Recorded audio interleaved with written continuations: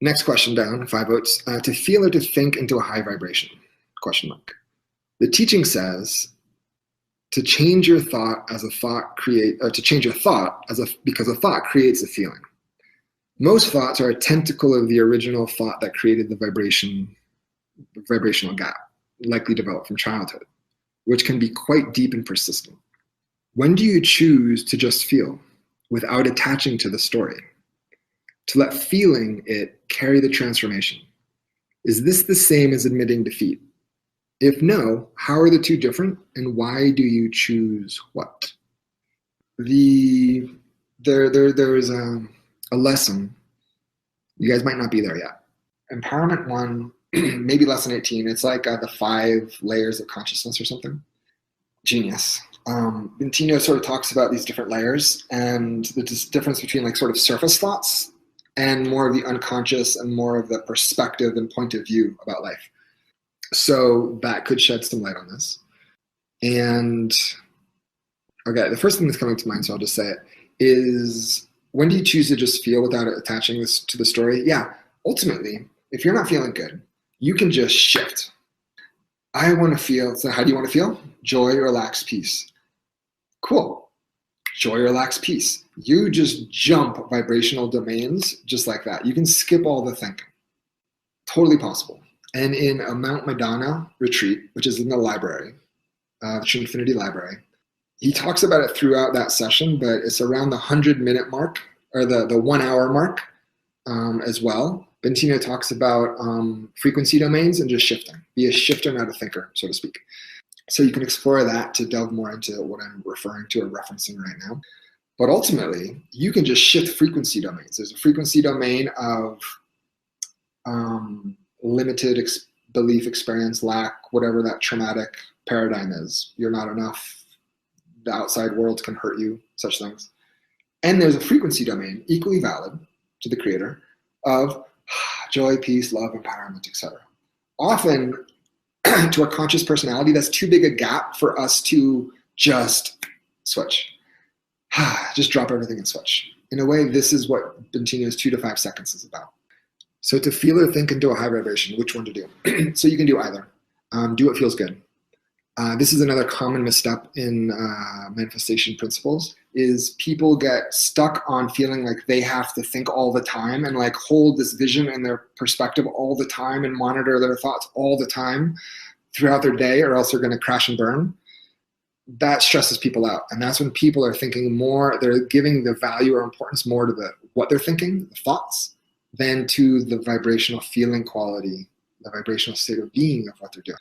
And that's like when I was saying before, the analogy of the depth of the lake. When you're vibrationally clear, you get in those resonant creational moments in the morning or evening or just those certain times in your day.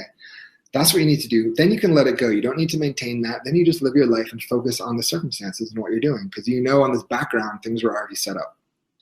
So if, for instance, so to feel or to think into high vibration, so Suzanne, if you're sitting there and realizing like you're not feeling good, and you realize you're not feeling good, so you're like, oh, that means I have choice. I technically, according to Bentinho and Ryan, I could feel good right now. So see what makes sense to you. This is where the creativity comes in, and it's like it's like imagination yoga. You got to find. We might tell you what the pose looks like, but you have to find yourself how it fits. Okay, yeah, there it is. And so if you're not feeling good right now, you could. Okay, well, first of all, am I stuck in a limiting belief? I could think a little bit. Oh, I am. Hey, what do you know? That actually, I don't know if that's true or not. That could lighten the burden already. Or you could just think, okay, I'm in a transitional moment. I'm driving in my car. Nothing much is happening. I'm brushing my teeth. I'm taking a shower. It's not like, it's kind of boring, so to speak, but it's actually not. It's this magical now moment. So in those transitional moments, you could be like, well, what would I like to think about? And so you're just checking different frequency domains. I could think about being in Hawaii on the beach, whether you're going to Bentinho's retreat or not. Just being on a beach might be enough to start activating some frequency. Or think about something that you want, something that you're wanting to create in your life, some situation that you might have thought about already, and activate that. Or, so that's going into the future to visualize what you're wanting. So these are, okay, these are techniques on how to raise your frequency in a snap.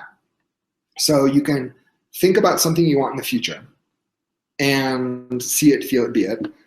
Ooh, that would be such an amazing outcome. Oh my God, that feels so good. Holy cow.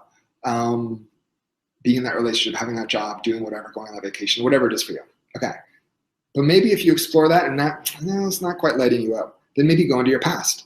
And you can use a past experience that you enjoy and think about that time where you had that really sweet connection with that person, that time where you walked off walked out of the presentation or walked out of the meeting or walked out or whatever you did and you were like, I fucking nailed it. So you can use your memory to recall that moment, and everything is this big now moment.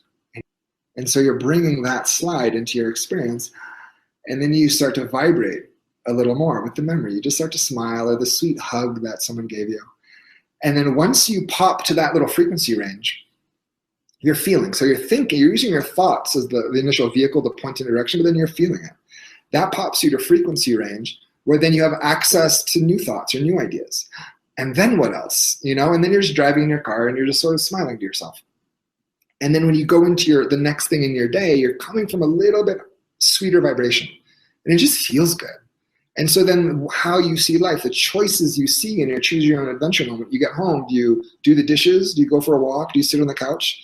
Like all these things, the breadcrumb trail becomes so obvious because the things that resonate and are in alignment with that frequency range of what you're wanting, the vibrational clarity, is obvious. So to think or to feel, you do both. Ultimately, you can just snap into the feeling.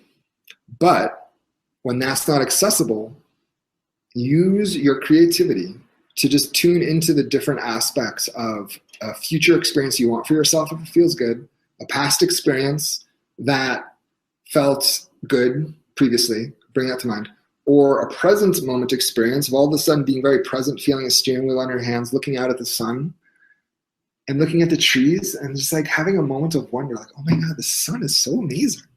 Like, look at these trees. And being really sweetly in the present moment might light this up.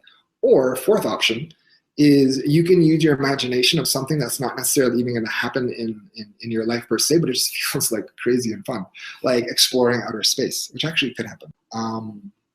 Skydiving from 30,000 feet or something. You might not actually physically do that, but it could be very exhilarating for you to imagine that.